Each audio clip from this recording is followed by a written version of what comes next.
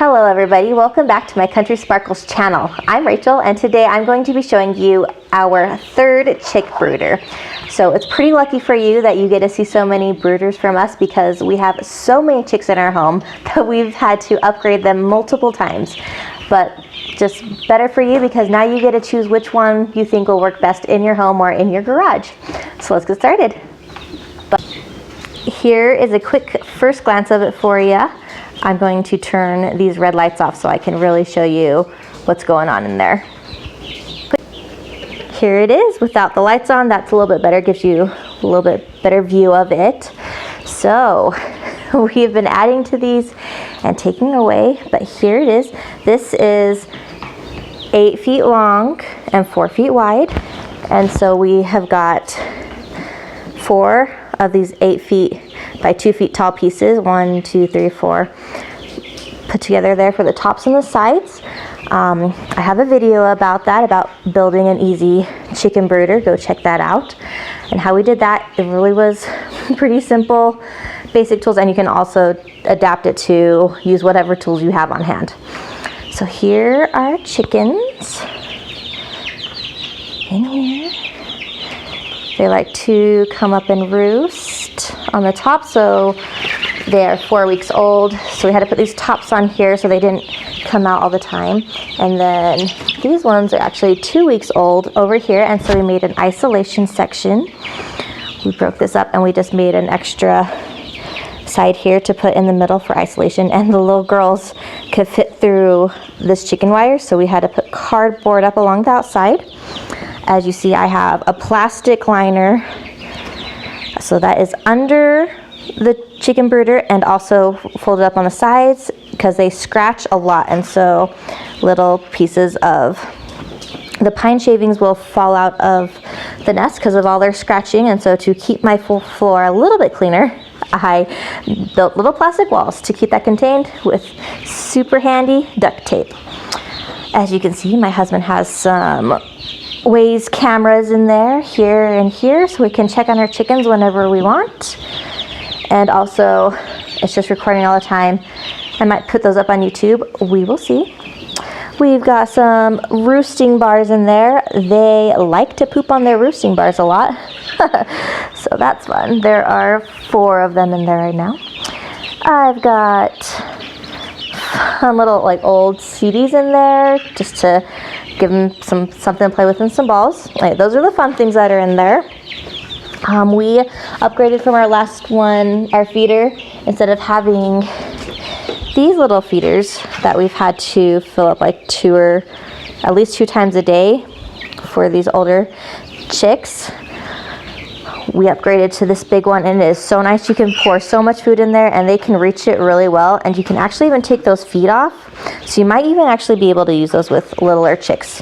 My bantam chicks over here, which are the super itsy bitsy ones, those are also 2 weeks old. They're the same age as these, which is more the average size of chickens. Hey girl, you decided to go up there? Say hello? They can reach that big feeder without the feet on it. So that's what that is. So that's our feeder situation.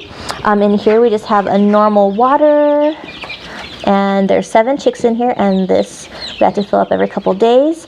With these waters, they kick a lot of pine shavings in them, so you have to clean those out at least once a day. I just clean them out and toss them to the side.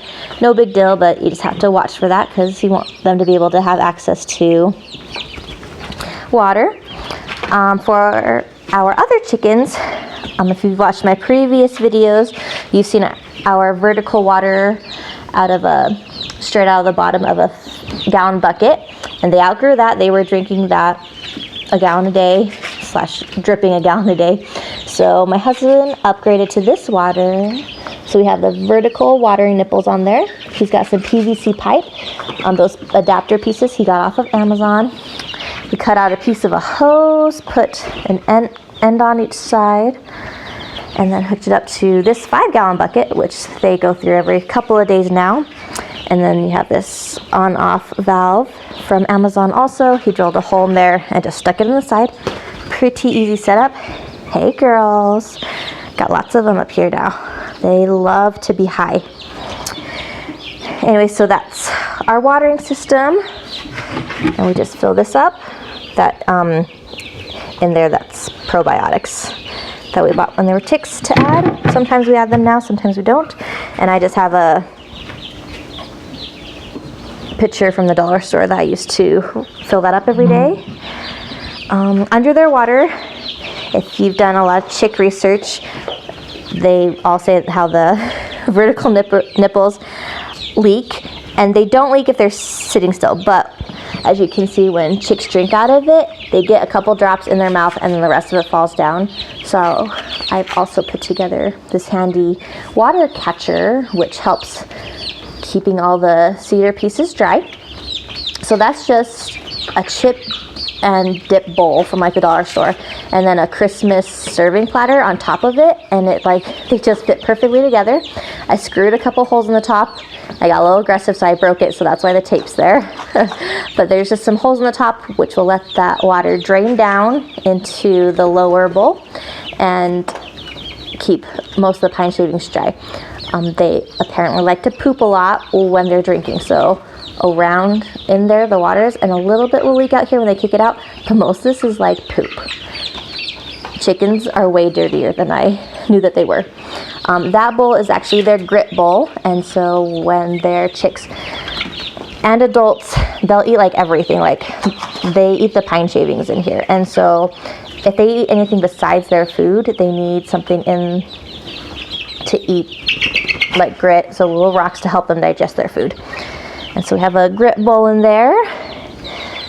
This was a treat stick called a chick stick, and it was around, they made yummy treats for them. I think it was probably like corn syrup with wheat and stuff in there. But they loved it, and they ate that in like about 4 hours. So that is our little brooder, well, our big brooder actually. Our heat lamps are super fancy. It's connected to my chandelier. Yep. Yes, it is. And we have it over strapped there too, so it's more central, and then my toddler doesn't mess with it so much. But we need a second one for the little girls in here because they need to be kept extra warm still because they're so little. So that's hooked to my hutch. And yep, we've got a lot going on. Hi girls. So these girls are all 2 weeks old, and like this one is 4 weeks old. Hi girl, you don't want to be held? That's okay. But they're doing good, and that is our third brooder. Now we have 45 chickens in here.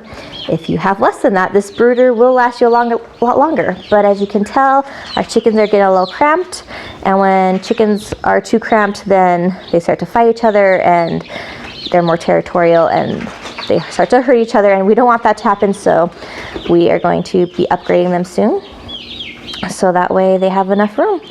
And we're just learning as we go, and I'm just trying to teach you as we go.